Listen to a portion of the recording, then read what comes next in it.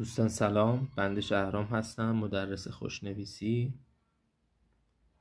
بنا به درخواست برخی از دوستان تصمیم گرفتم خوشنویسی با خودکار رو به عزیزانی که علاقه‌مند به این هنر زیبا هستن آموزش بدم.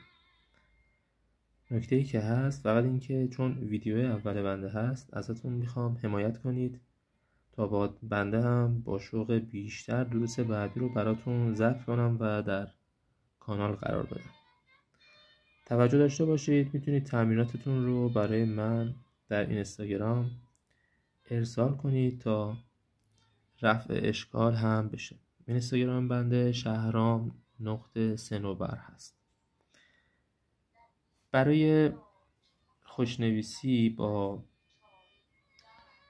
خودکار نیاز چندانی به وسیله خاصی نداریم. فقط یک مداد اگر دم دستتون هست یا هر نوع خودکار دیگه، فقط روان نویس یا خودنویس نباشه، چون اینها ممکنه که جوهر پس بدن و خط رو خراب کنن. مداد گزینه خیلی معقول تری هست برای شروع آموزش. خب ببینید، ما باید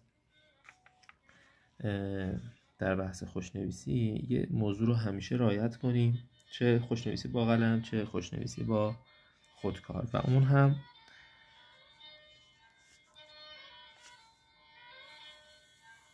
این خط زمین است. فقط توجه داشته باشید دفتری که برای تمرین میخواید تهیه کنید حتما دفتر خطدار باشه، چون تمام قواعد و مبانی که ما میخوایم بهتون بگیم بر حسب همین خط و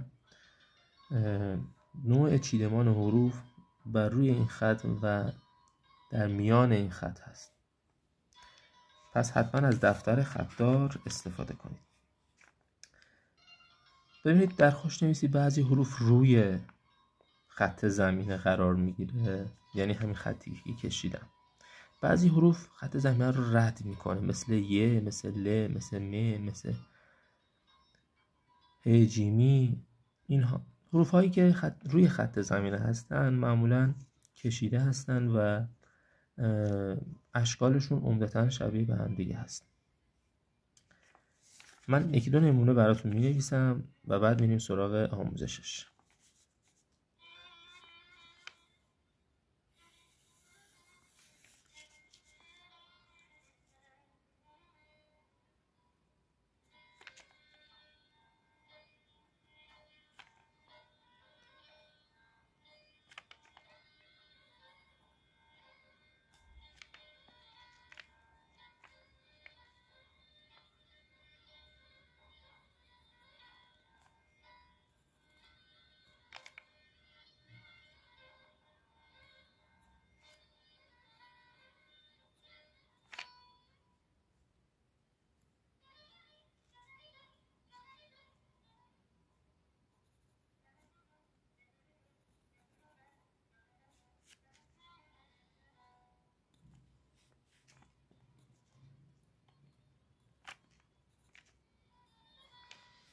خب دوستان، حروف‌های دیگه هم ما داریم که میتونیم اینجا قرار بدیم، منتها ما فقط میخوایم با حروف فعلا آشنا بشیم تا درس‌های بعدی هم حروف‌های دیگر رو هم کار میکنیم و بهتون میگیم که در کجای خط زمینه قرار دارن و اصولش به چه شکل هست. حالا برای نوشتن حرف الف، اگر این خط زمینه ما باشه،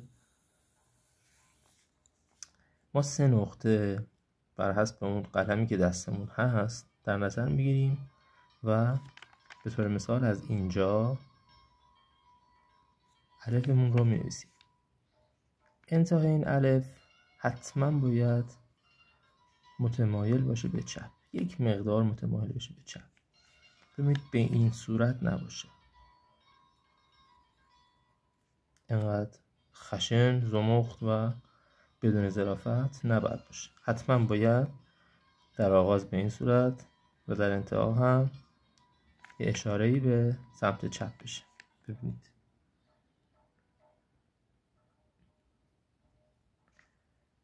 خب گفتیم که به طول 3 نقطه. یه الف دیگه هم داریم که کاربردهای بسیاری داره و اون هم الف 2 نقطه هست. دقیقا مشابه با همین الف 3 نقطه نوشته میشه، منتها با طول کمتر. سرکش الف رو هم مثل همون نستعلیق وسطش دقیقاً روی الف قرار میگیره. به این صورت یا به این صورت نیست. این الف ماست. خب گفتیم که باید ابتداش به این صورت و در انتها یه مقدار به سمت چپ متمایل باشه و روی خط حتما بشینه. حرف بعدی که میخوام بهتون بگم حرف ب هست دوستان. حرف ب، ابتدای ب باید قدری تیز باشه، سپس روی خط بشینه و در انتها هم اون خط بسته شه به این صورت. یک نقطه شما بالاتر از خط قلمتون رو قرار میدین، به رو تحریر میکنین، در نهایت با یه اشاره رو به بالا به ت پ به پایان میرسه. برای تفهیم بهتر موضوع من این رو به صورت بزرگ یا 2 خط می نویسم. ببینید به این صورت.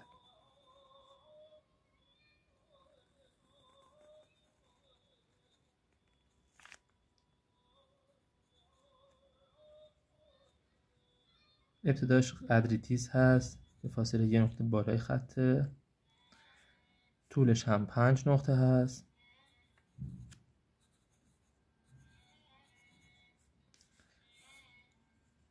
و در اینجا هم بسته میشه.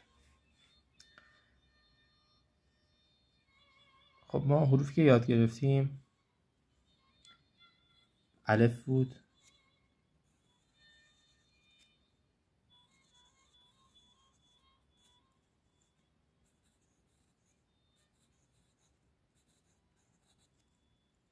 و الف 2 نقطه.